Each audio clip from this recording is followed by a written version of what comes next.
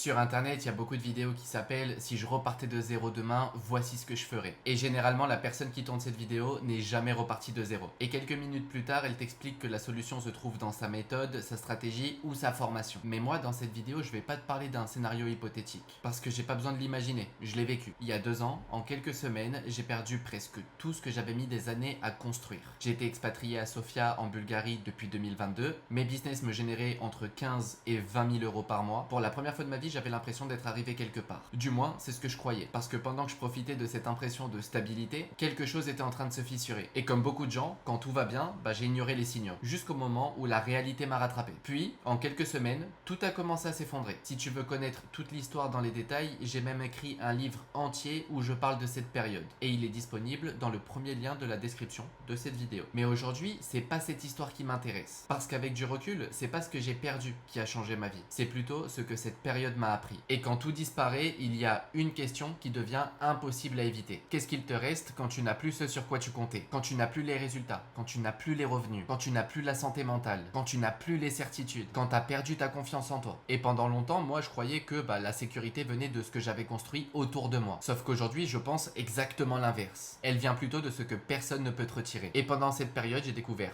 3 choses qui valent beaucoup plus que n'importe quel business, n'importe quel statut ou n'importe quel compte bancaire. 3 choses qui m'ont permis de vraiment tout reconstruire en partant de zéro. Alors si tu traverses une période difficile aujourd'hui, si tu as peur de perdre ce que tu es en train de construire ou que justement tu es à zéro et que tu es en train de construire, cette vidéo va t'être plus qu'utile. Parce qu'au final, ce sont probablement les 3 choses qui comptent le plus. La première chose, c'est ce que tu sais. Moi, de mon côté, quand tout a commencé à se casser la gueule, je me suis rendu compte de quelque chose très rapidement. Les revenus peuvent disparaître, la confiance en toi peut disparaître aussi, mais les compétences, par contre, elles restent. À cette époque, j'avais vraiment l'impression d'avoir perdu tout ce que j'avais construit. Mais j'avais pas tout perdu, parce que ce qui m'avait permis de construire cette vie était toujours là. J'avais encore les compétences que j'avais développées pendant des années, j'avais encore les connaissances que j'avais acquises, j'avais encore l'expérience de mes erreurs et de mes réussites, et c'est précisément grâce à ça que j'ai pu créer de nouvelles opportunités. Beaucoup trop de personnes construisent leur confiance autour de leurs résultats, et c'est une grave erreur. Je le sais parce que je l'ai faite. Parce qu'une compétence te permet de produire des résultats encore et encore. Un résultat, lui, au contraire, c'est un événement, c'est quelque chose de ponctuel.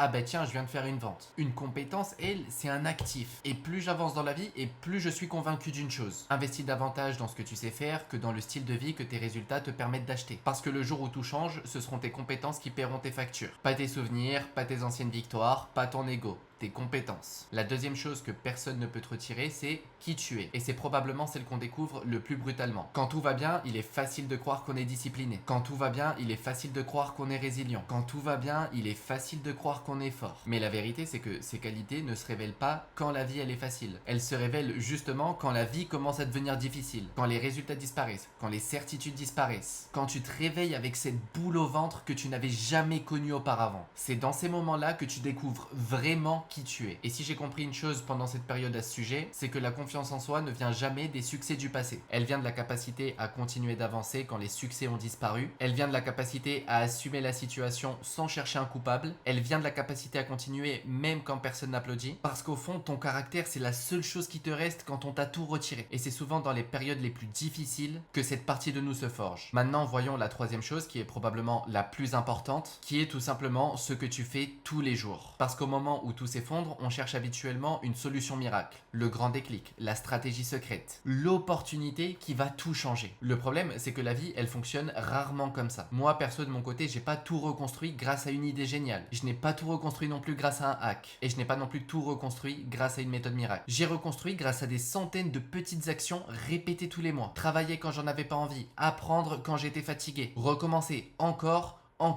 et encore. Je te l'accorde, c'est beaucoup moins sexy qu'une vidéo YouTube appelée Comment devenir libre financièrement en 30 jours. Mais c'est souvent comme ça que les choses se passent dans le monde réel. On reconstruit rarement sa vie grâce à une grande décision. On la reconstruit grâce à des centaines de petites décisions invisibles. Et c'est précisément pour ça que les systèmes et les habitudes sont meilleurs que la motivation. Parce que la motivation disparaît. Les habitudes et les systèmes, ils restent. Qu'il fasse beau, qu'il pleuve, que tu sois fatigué, que tu sois en pleine forme, ça continue de tourner. Alors oui, juin 2024 restera probablement le pire mois de ma vie. Parce que c'est le mois où j'ai vu disparaître une partie de ce que j'avais mis des années à construire. Le mois où j'ai douté comme jamais auparavant. Le mois où j'ai compris que certains chapitres de notre vie se terminent sans même nous le demander. Mais avec le recul, je ne changerai rien. Parce que cette période m'a permis de me poser une question que j'évitais depuis trop longtemps. Qu'est-ce qu'il reste quand tout ce sur quoi tu comptais disparaît? Et la réponse à cette question a beaucoup plus de valeur que tout ce que j'avais perdu. Aujourd'hui, quand je regarde cette période, je ne vois plus un échec. Je vois plutôt une épreuve, un plafond de verre que j'avais besoin de briser. Et pour le briser, j'avais besoin de descendre au plus bas pour remonter encore plus fort et l'exploser. Et cette période m'a aussi donné la certitude que si demain je repère tout encore une fois, je suis capable de tout reconstruire. C'est pas une simple vidéo où je te dis si je perdais tout. Non, non, je l'ai vécu. Et je l'explique d'ailleurs très bien dans le livre que j'ai rédigé à ce sujet qui est disponible, comme je te le disais, dans le premier lien sous la description de cette vidéo. Si la vidéo t'a plu, n'oublie pas de t'abonner et d'activer la cloche des notifications et je te dis à la prochaine.